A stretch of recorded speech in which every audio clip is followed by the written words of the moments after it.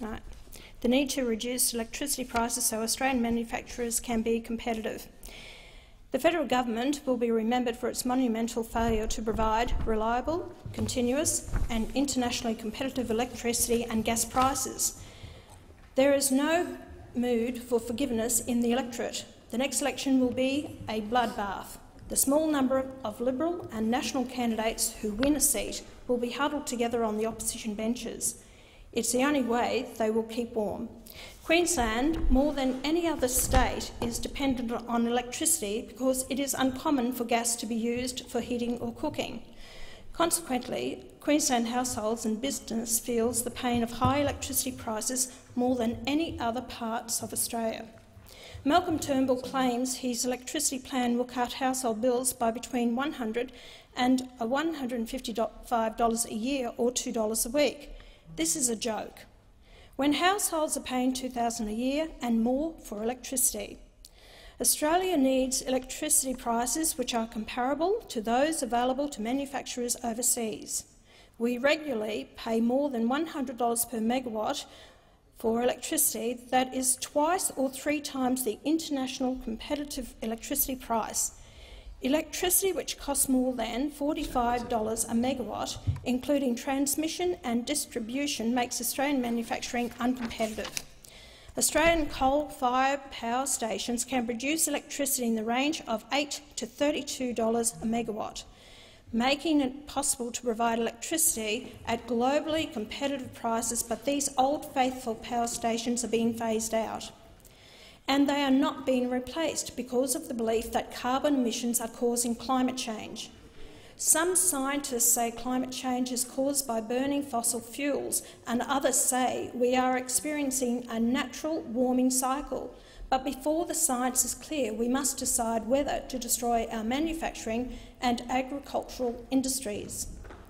Even if Australia ceases all man-made carbon emissions today, it would make no difference to the world because China, India and the United States plan to continue to burn fossil fuels. It is just too easy to move our manufacturing to countries that have what we do not, and I am talking about reliable, continuous and globally competitive electricity prices. All the polls say we will have a Labor government soon, but be warned, Labor is without a plan to reduce electricity prices to globally competitive levels. In Queensland, the Labor government wants to have 50% of power coming from renewable schemes by 2030, but let's look at the cost because they range from $100 to $800 a megawatt hour to produce. These renewable sources are intermittent in their generation and do not provide the continuous supply required to support manufacturing and agriculture. As I have already said, the price of electricity needs to fall below $45 a megawatt hour if we are to maintain and further attract manufacturing in this country. The government's solution to the crippling electricity price is to introduce the National Energy Guarantee, NEG, to the National Electricity Market, NEM.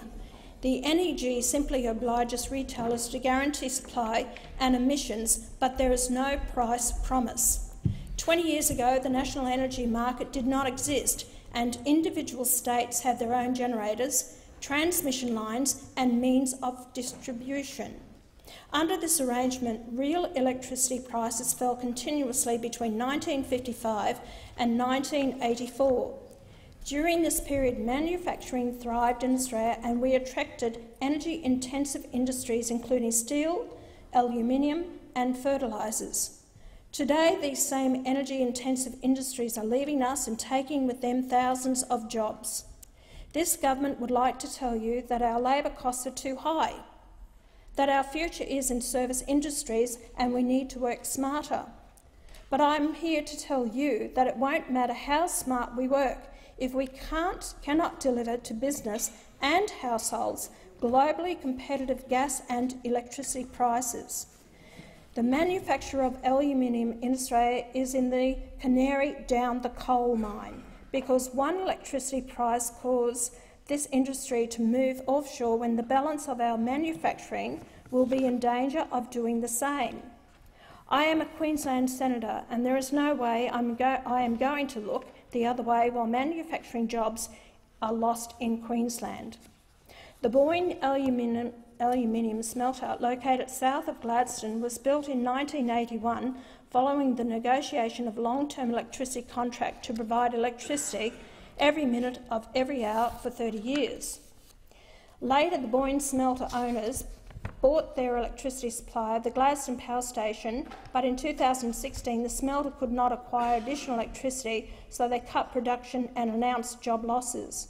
These jobs meant everything to the people who relied on them, but their families were not the only ones to suffer, because many other jobs indirectly associated with the smelter were lost. 2 other Australian aluminium smelters have closed recently, one in New South Wales and one in Victoria, because they could not find long-term electricity contracts at globally competitive prices. I don't want to see the only aluminium smelter in Queensland close, because politicians will not solve the problem of uncompetitive high electricity prices. Electricity represents 40% of the cost of producing aluminium, which is high compared to the Australian manufacturing average of around 9%. But when the electricity price stops products being made or grown in Australia, the government needs to act decisively.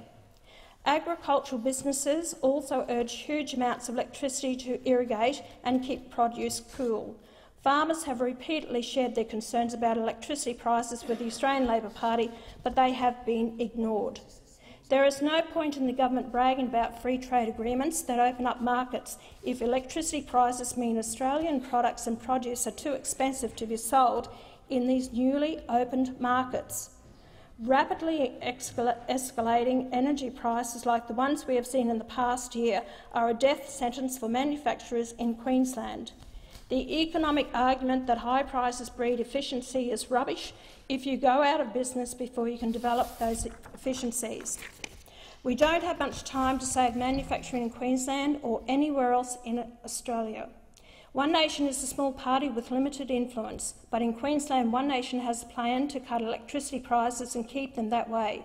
My 4-point plan is to build a new coal-fired power station in Queensland to ensure we generate electricity at a globally competitive price. Write off billions of dollars spent on gold-plating the Queensland transmission network, which will immediately drop electricity prices.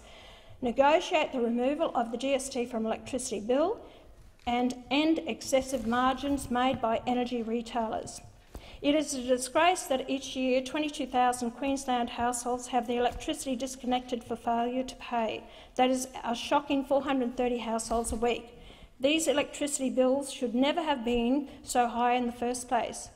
It is a little-known but well-documented fact that the state government of Queensland sets the electricity price in Queensland. So if you have been disconnected or stressed paying electricity bills, then I recommend you put Labor last on the 25th of November in the Queensland state election. Labor, with its ideological but not scientific devotion to green energy, is prepared to throw manufacturing jobs under the bus for government. It's a tragedy. If the next Queensland government follows my prescription, it is going to have to give up its debt habit and learn to manage its budget. I want the savings from lower electricity prices left with households and businesses. Families and businesses know how best to spend or save the money from lower electricity bills. Wake up, Australia, take your power back and vote for candidates who can explain to you how they are going to lower electricity prices and bring manufacturing back to Australia.